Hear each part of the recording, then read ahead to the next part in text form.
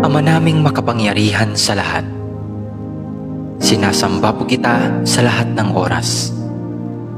Maraming salamat po sa isang buong araw na nagdaan na puno ng biyaya, pag-ibig at kaligayahan. Salamat din po sa mga pagsubok at mumunting mga luha na dumating sa aking buhay, na alam ko pong siya po ninyong paalala sa akin na kayo po ay Diyos na buhay.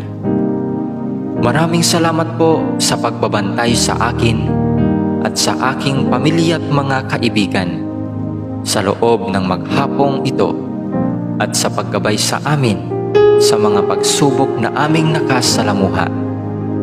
Alam ko pong nariyan kayo sa aming tabi sa lahat ng oras upang kami ay bantayan at gabayan.